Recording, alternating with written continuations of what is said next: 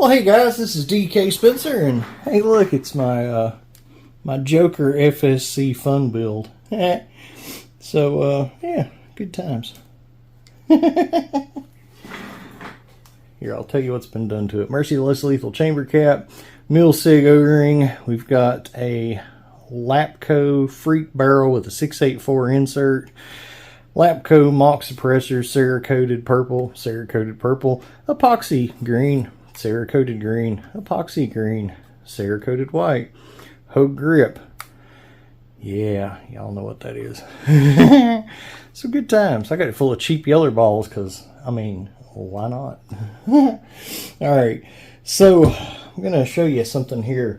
Now, I can't take credit for this. This is a Less Lethal for Dummies Sean Kempter thing. But I'm going to start doing mine this way because, well, it just makes more sense. You can Loctite the pins on a VKS till you're blue in the face, and the bottom line is they're probably still going to break. So, this is a brand new VKS pin, okay? Still got the original grease on it, original O-ring in it, brand new. Just out the pack. This has never been in a launcher ever. No scratches, see, all that. So just at random, let's take a Phillips head a flathead screwdriver here.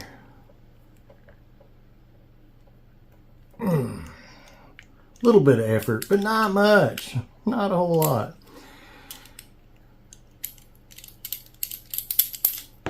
All right, so here's the problem with these guys. This is, whoa, sorry about that. This is a titanium bolt. This is an aluminum pin, and this is a steel screw. Not only is that a problem trying to hold three different kinds of metal together, but you're dealing with a screw that has basically no strength to it. So what Sean Kempter started doing was using one of these here button top screws, and getting some that were considerably stronger than the ones that come with it.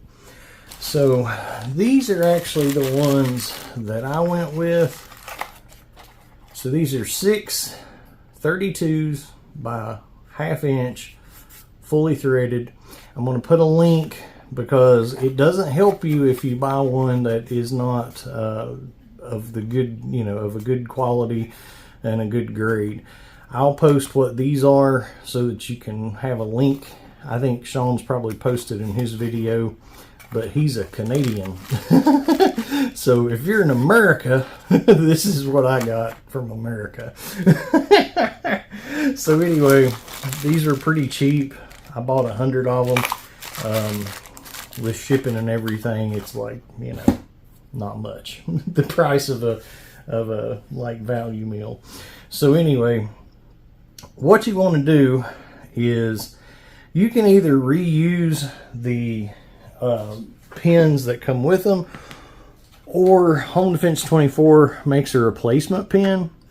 Now, Home Defense 24 screws are actually better than the screws that come in them, but I don't think they're still to quite the grade that this is.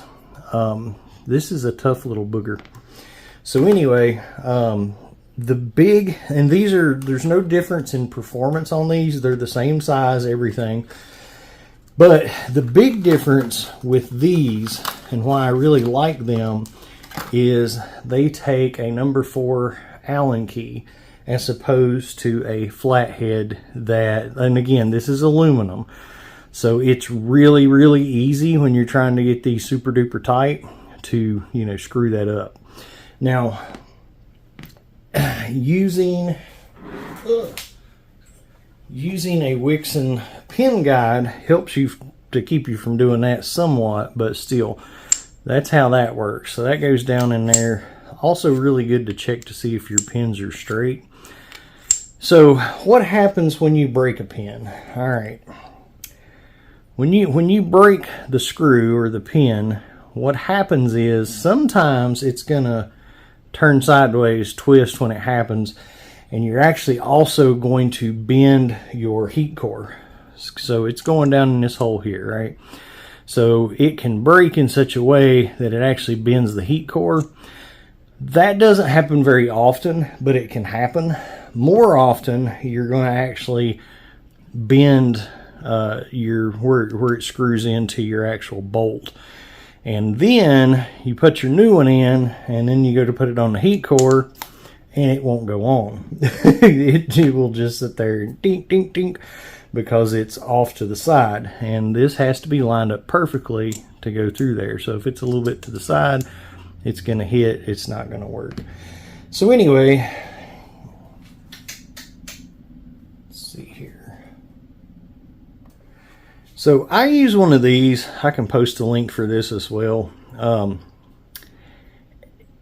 It works well. It's kind of a dinky little piece, but it's kind of hard to find that exact size. Most of your Allen key sets do not have that size in it. So this actually helps quite a bit. So,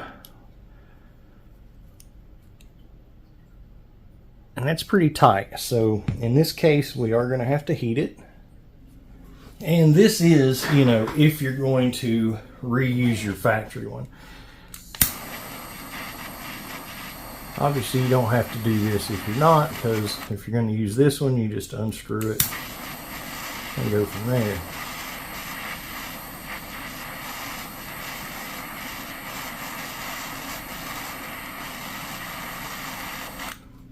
Alright, so you heat that puppy up, and there you go. So it'll very easily unscrew now.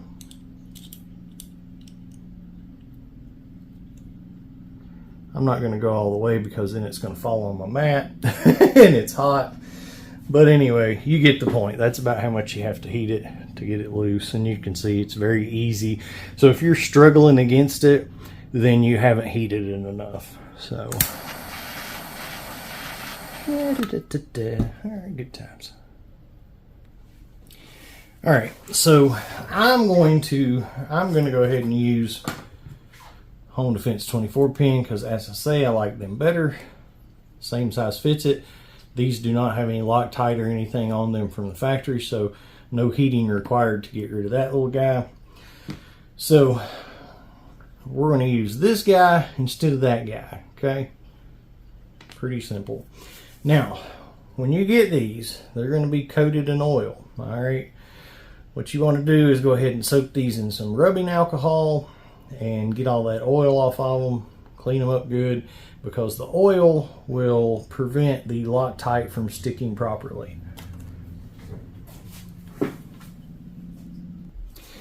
Okay, so another thing you want to do is also soak your bolt in some rubbing alcohol for a while too. And make sure, look down in your threads, make sure they're good and clean and that you've got any excessive Loctite from the first round out. All right. And I've done videos before with this, and that don't fit that, so, but I know what does. But I don't know where it is. So, what I like to do, and again, these are, I've done videos on how to secure your pins just by, you know, using Loctite, because you got two things that happen. And usually if you keep your pins good and tight, they won't break. That doesn't mean they won't, but for the most part they won't. But they will back out again, you know, different kinds of metal or whatever. So they'll back out a little bit, and then once they do, any deviation and they snap because this is weak. So you're still going to want to check these even after you do this. You're still going to want to check them periodically and make sure that they're tight. But they're not going to break nearly as easily because this is, you know, 2 or 3 times stronger. So anyway, once you have everything out of your pin, soak that in alcohol, soak whatever, you know, soak your new screws in alcohol, soak your bolt in alcohol. Clean everything out, get rid of any excess Loctite. So then you're going to take your ye old Loctite and you're going to put your little on there.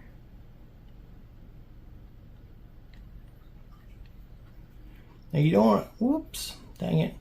You don't want to get crazy with it because you don't want a bunch of excess. It's extremely important not to have a bunch of excess inside here, especially on this, because this needs to slide smoothly through that O-ring. And if you get Loctite on the part that goes through the O-ring, well, it's like cement, so it's going to make issues. So get a little bit there. Let's get rid of that guy before it gets too nasty. Okay, so got some in the threads. I'm going to take us a new bolt here. This isn't a new one, but take us the bolt we're going to use here, and you're going to thread that puppy in. Alright, tighten that guy on down real good, and then come out here and wipe any excess off of that. Okay, now, and you don't have to use this, but it's a lot easier if you do. You're going to drop your Wixen tool, oops, your Wixen, whatever you call it, your Wixen guide down in there. You're going to drop that guy down in there, and we're going to go grab the Allen key.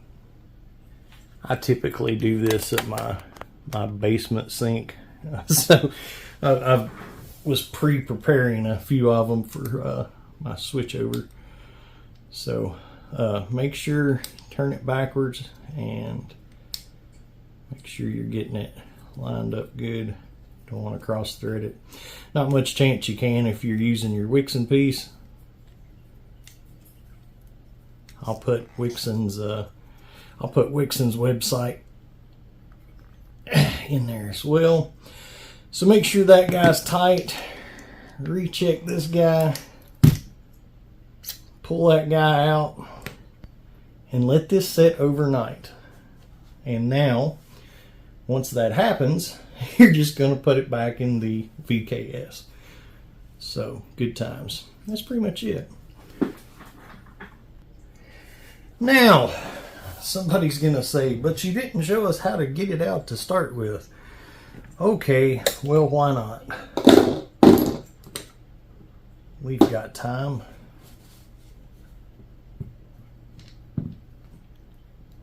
All this stuff here out the way. So, release your ASA, unscrew your tank. Depending on what you've done to modify or customize it, you may or may not have a back plate with the guide rod right there. And if you want to know what I'm talking about, that'd be that, which would be on the back side of that. That's called your castle nut. And it's actually an AR-15 castle nut, which is convenient, so you can use an AR-15, you know, armorer's tool. So you put that guy in those notches right there. Make sure you're not holding your handguard. Make sure you're holding your receiver when you do this. Loosen that guy up. Take that out. A lot of the order of this doesn't much matter. You can do the pins first if you want, but you know.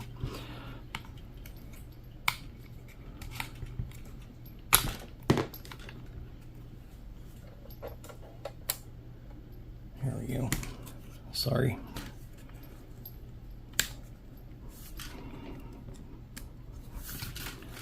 My fingernails don't work on that hand apparently.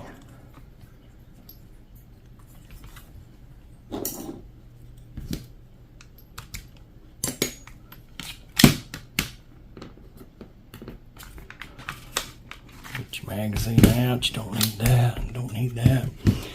Alright. You're going to disconnect your piece from your trigger, your linkage.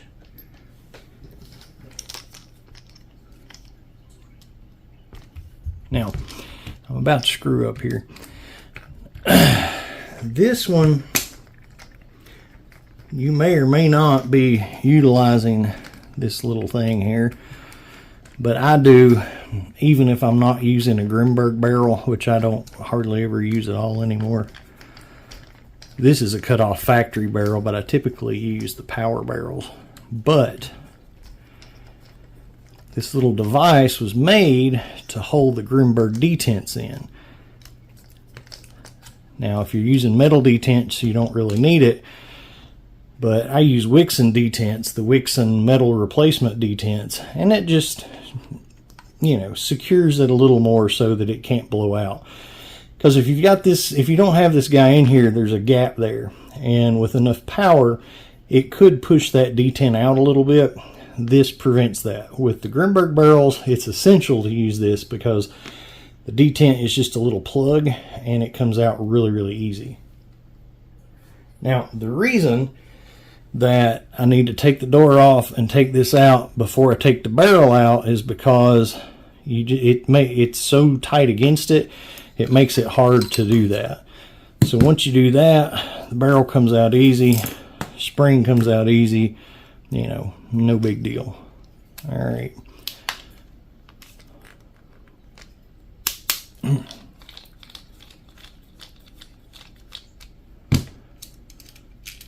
Take that one screw out.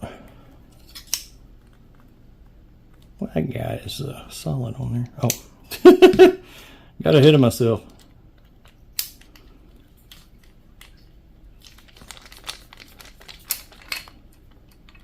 I've been doing a lot more FSCs than I have VKSs lately.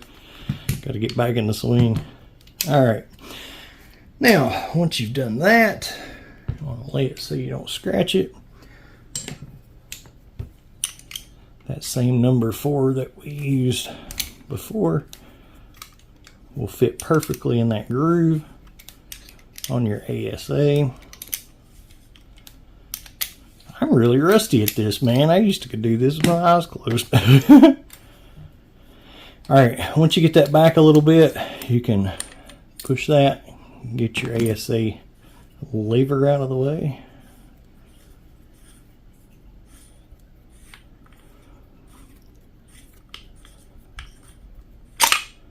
Okay, you want to make sure to pull that straight out. So there's that. Then you're going to set it up like that. And you're going to push. And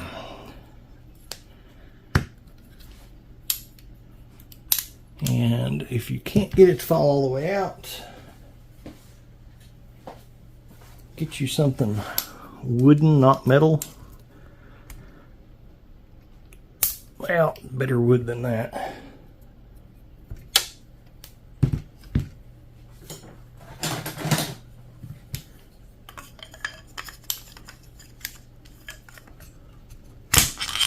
Okay. So push that guy on out and then pull this out and you're where you're started. So this is one that I had already replaced with a Home Defense 24 pin and Loctited, and that actually is a little loose. Looser than I would want it. Doesn't matter, I'm changing all of them over to the Sean Kempter Less Lethal for Dummies method. So, you know, there you go. So, we're going to take this one that I already did, pop it in there. You're going to make sure, put it on just to where it don't fall off. And that is pre-advancing it. If you don't do that, it don't cock. All right, you want to hold that up, drop that straight in, push that straight in. Now, once you get that started, then you go ahead and drop your ASA lever in. Now, if it jams up on you and becomes hard to turn, fiddle with it, like release this and make sure it's down in that groove.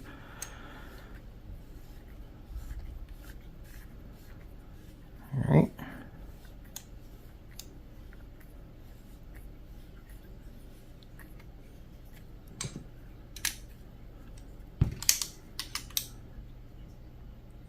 Snug that bad boy up real good.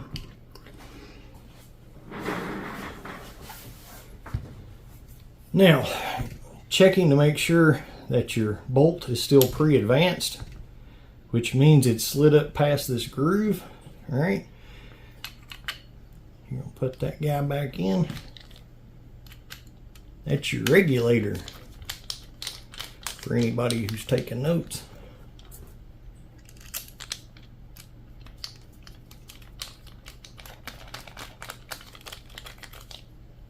VKSs are easy to work on. Don't tighten one of these all the way till you get both of them snug. Reattach that bad boy. Now, you can skin a cat a couple different ways at this point, but we'll go ahead, put this back on. Your pins, does not matter which side you put them in, they are not directional. Pop those bad boys back in there. Now, drop the spring down, drop your barrel down, twist it till it goes in the groove, then twist it till it latches in the groove. With this, it's pretty easy.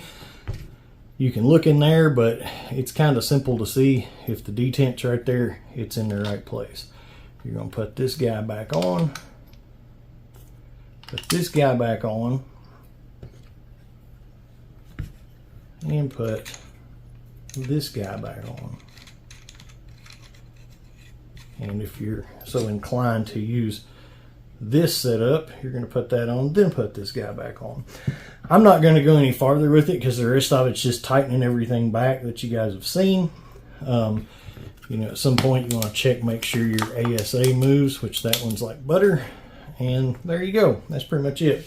The reason I'm not going farther is because this one is not going to leave with that barrel. I'm going to take that barrel out, measure it, and cut a power barrel just like it for my homie. And there's no point in doing all this just to take it back out. Because you guys, you're adults. You know what's going on. You see the point.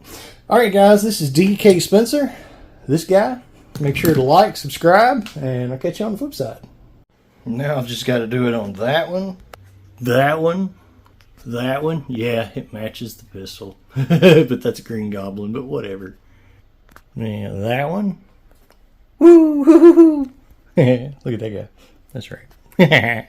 And that one. But we're not going to worry with that one because, well, it's fugly right now. It's not been touched yet. All right, bye, y'all.